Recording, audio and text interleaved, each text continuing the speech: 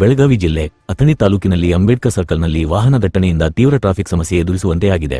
ಬಗೆಹರಿಯದ traffic ಸಮಸ್ಯೆ. Police ಇಲಾಖೆ traffic ಸಮಸ್ಯೆಯನ್ನ ಕಂಟ್ರೋಲ್ ಮಾಡಲು ಭಾರೀ ಹರಸಾಹಸ ಪಡುತ್ತಿದ್ದಾರೆ. ಕಿರಿದಾದ ರಸ್ತೆಗಳು, ಜನರು ವಾಹನದ ಮೂಲಕ, ಬೈಕ್ ಮೂಲಕ ಸಂಚರಿಸುವುದು ಹೆಚ್ಚಾಗುತ್ತಿದೆ. ಅತಿ ದೊಡ್ಡ ತಾಲೂಕಾಗಿದ್ದರೂ ಟ್ರಾಫಿಕ್ ಸಮಸ್ಯೆ ಎದುರಿಸುವಂತೆ ಆಗಿದೆ.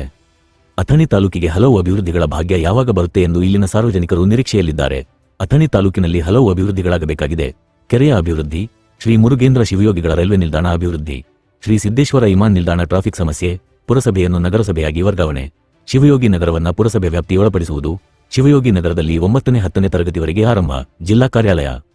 ಇನ್ನೂ ಹಲವು ಅಭಿವೃದ್ಧಿಗಳು. ಅಥಣಿ ತಾಲೂಕಿನ ರಸ್ತೆಗಳ ಅಭಿವೃದ್ಧಿ, ಮೂಲಭೂತ ಸೌಕರ್ಯಗಳು ಇವೆಲ್ಲದರ ಬಗ್ಗೆ ತಾಲೂಕು ಆಡಳಿತ, ಜಿಲ್ಲಾಡಳಿತ, ಜಿಲ್ಲಾ ಉಸ್ತುವಾರಿ ಸಚಿವರು, ಶಾಸಕರು, ಮುಖ್ಯಮಂತ್ರಿಗಳು, ರಾಜ್ಯಪಾಲರು, ರಾಷ್ಟ್ರಪತಿಗಳು, ಪ್ರಧಾನಮಂತ್ರಿಗಳು ಚಳಿಗಾಲ ಅಧಿವೇಶನದಲ್ಲಿ ಚರ್ಚಿಸಿ ಅಭಿವೃದ್ಧಿ ಯೋಜನೆ ಜಾರಿಗೆ ತಂದು ಉತ್ತರ ಕರ್ನಾಟಕ ಅಥಣಿಯನ್ನ ಅಭಿವೃದ್ಧಿ ಮಾಡಲು ಮುಂದಾಗ್ತಾರಾ ಅಥವಾ ಯಥಾಸ್ಥಿತಿ ಮುಂದುವರಿಯುತ್ತಾ ಎಂದು ಕಾದು ನೋಡಬೇಕಾಗಿದೆ. Public news Kannada Athani.